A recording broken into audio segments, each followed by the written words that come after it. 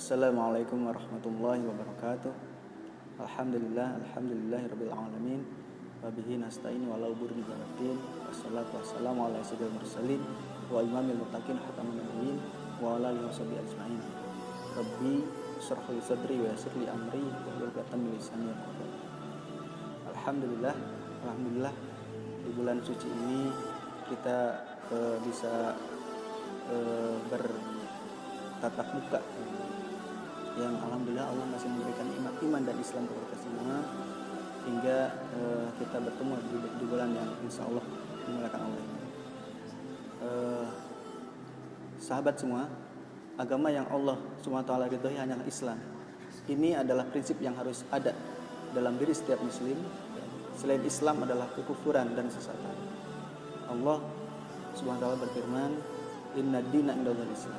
Sesungguhnya agama yang diakui di sisi Allah hanyalah Islam. Quran surat Al-Imran ayat 19. Allah SWT berfirman, "Wa may yabtaghi ghairal Islam dinan fala yuqbala minhu wa huwa fil akhirati minal khasirin." Siapa saja yang mencari agama selain Islam tidak akan diterima, dan di akhirat dia termasuk ke dalam kelompok orang-orang yang rugi. Quran surat Al-Imran ayat 85. Namun Islam memiliki konsep hidup bersama dengan orang yang beragama lain.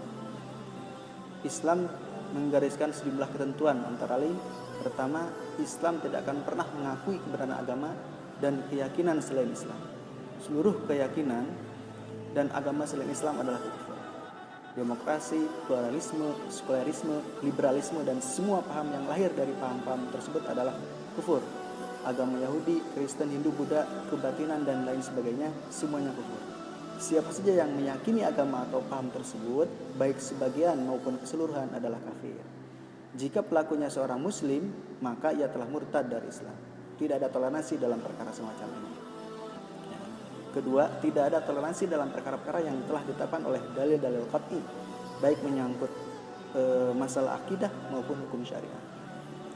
Dalam perkara akidah, Islam tidak pernah mentoleransi keyakinan yang bertentangan dengan pokok-pokok akidah Islam semacam pluralisme, politeisme, ateisme, dan sebagainya. Keyakinan bahwa Al-Quran tidak lengkap, keyakinan adanya Nabi dan Rasul baru setelah wafatnya Nabi SAW, pengingkaran terhadap hari akhir, dan lain-lain sebagainya. Adapun dalam persoalan hukum syariah, Islam misalnya tidak mentoleransi orang yang menolak kewajiban sholat, zakat, puasa, dan berbagai kewajiban yang telah ditetapkan berdasarkan dalil al-Qur'an. Ketiga, Islam tidak melarang kaum muslimin untuk berinteraksi dengan orang-orang kafir dalam perkara-perkara mubah seperti jual beli, kerjasama bisnis, dan lain sebagainya. Larangan berinteraksi dengan orang kafir terbatas pada perkara yang dilarang oleh syariat, seperti menikahi wanita musyrik kecuali ahli kitab, menikahkan wanita muslimah dengan orang kafir, dan lain sebagainya. Ketentuan ini tidak bisa diubah dengan alasan toleransi. Keempat, adanya ketentuan-ketentuan di atas tidak menafikan kewajiban kaum muslimin untuk berdakwah dan berjihad melawan orang-orang kafir dimanapun mereka berada. Hanya saja pelaksanaan dakwah dan jihad harus sejalan dengan syariat. Orang kafir yang hidup di negara Islam dan tunduk pada kekuasaan Islam dalam batas-batas tertentu diperlakukan sebagai kaum muslim. Hak dan kewajiban mereka sebagai warga negara daulah Islam sama dengan kaum muslim. Harta dan jiwa mereka dilindungi.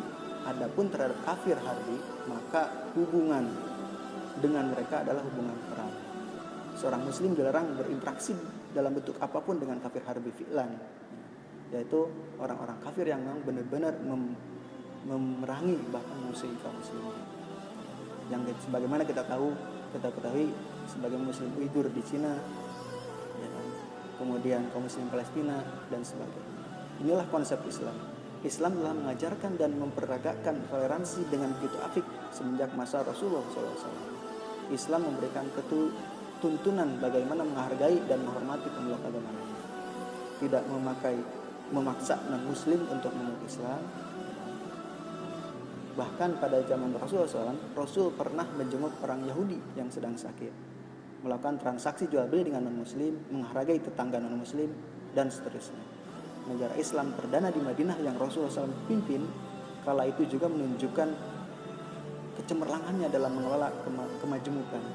umat Islam, Nasrani, dan Yahudi hidup berdampingan satu sama lain. Meski mereka hidup dalam naungan pemerintahan Islam, masyarakat non-Muslim mendapatkan hak-hak yang sama sebagai warga negara. Memperoleh jaminan keamanan, juga bebas melakukan peribadatan sesuai dengan keyakinan masing-masing. Islam juga mengajarkan bahwa penyimpangan hal pokok usul dalam Islam tidak boleh ditoleransi, tetapi wajib diluruskan.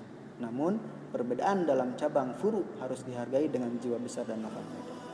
Perlakuan adil negara khilafah terhadap non-muslim bukan sekedar konsep, tetapi benar-benar diaplikasikan, bukan juga berdasar pada tuntunan toleransi ala barat, melainkan karena menjalankan hukum syariat Islam. Maka bila hari ini ada kalangan yang menuding Islam tidak toleran atau intoleran, kita patut waspada. Jangan-jangan mereka menghembuskan jargon itu untuk menyerang Islam. Mereka gunakan mulut-mulut mereka untuk memadamkan cahaya Allah. Hati-hati. Ini adalah upaya musuh-musuh Islam menjauhkan umat Islam dari keyakinan kebenaran agama ini. Mereka ingin kita mengakui kebenaran ajaran agama mereka. Firman Allah SWT, walan tardo angkal yahudu walan nasoro hatta tattabi'a millatan. Dan mereka tidak akan pernah ridho kaum Yahudi dan Nasrani hingga kalian mengikuti milah atau cara pandang hidup mereka. Quran Surah Al-Baqarah ayat 180.